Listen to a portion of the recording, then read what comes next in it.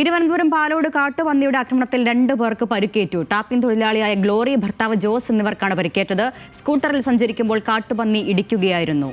തിരുവനന്തപുരത്ത് നിന്ന് മീര മനോഹരൻ ചേരുന്നുണ്ട്. മീര, ഈ പരിക്ക് സാരമുള്ളതാണോ? എന്താണ് സ്ഥിതി?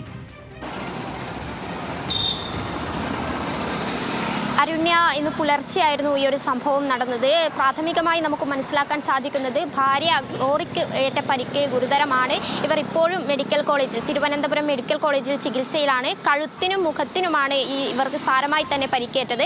ഇരുവരും അവരുടെ റബ്ബർ തോട്ടത്തിൽ റബ്ബർ പാൽ എടുക്കാൻ വേണ്ടി പോവുകയായിരുന്നു. പുലർച്ചെയായിരുന്നു ഈ സംഭവം. ആ സാഹചര്യത്തിൽ സ്കൂട്ടറിലായിരുന്നു ഇവർ സഞ്ചരിച്ചു കൊണ്ടിരുന്നത്. അപ്പോൾ ഈ കാട്ടുപന്നി ഈ സ്കൂട്ടറിൽ വന്ന് ഇടിക്കുകയും തുടർന്ന് ഗുരുതരമായി പരിക്കേൽക്കുകയുമായിരുന്നു. അതിൽ തന്നെ ഭാര്യ ഗ്ലോറിക്കാണ് ഇപ്പോൾ നിലവിൽ ഗുരുതരമായി പരിക്കേറ്റത്. ഇവർ നന്ദിയോട് ആലുമൂട് പാലത്തിന് സമീപത്ത് നിന്നാണ് ഈ ഒരു അപകടം സംഭവിക്കുന്നത്. പാലോട് അറിയാം, തിരുവനന്തപുരത്തെ ഉൾപ്രദേശമാണ്.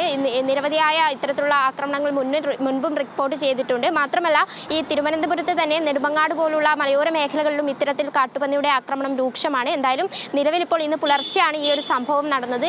ഗ്ലോറി, ഭർത്താവ് ജോസ്, ഈ 2 പേരും സ്കൂട്ടറിൽ സഞ്ചരിക്കുന്ന അവസരത്തിൽ ഈ കാട്ടുപന്നി വന്ന് ഇടിക്കുകയായിരുന്നു. നിലവിൽ ജോസിന്റെ പരിക്ക് ഗുരുതരമല്ല, പക്ഷേ ഗ്ലോറിക്ക് ഗുരുതരമായി തന്നെ മുഖത്തിനും കഴുത്തിനും പരിക്കേറ്റിട്ടുണ്ട്. ഇവർ ഇപ്പോൾ തിരുവനന്തപുരം മെഡിക്കൽ കോളേജിൽ ചികിത്സയിലാണ്. അരുണ്യ, അതാണ് കാട്ടുപന്നിയുടെ ആക്രമണത്തിലാണ് സ്കൂട്ടറിൽ സഞ്ചരിക്കുകയായിരുന്ന ദമ്പതികൾക്ക് പരിക്കേറ്റത്. ഒരാളുടെ സ്ഥിതി അല്പസാരമായ പരിക്കാണെന്നാണ് മീര മനോഹരൻ വിവരങ്ങൾ നൽകിയത്.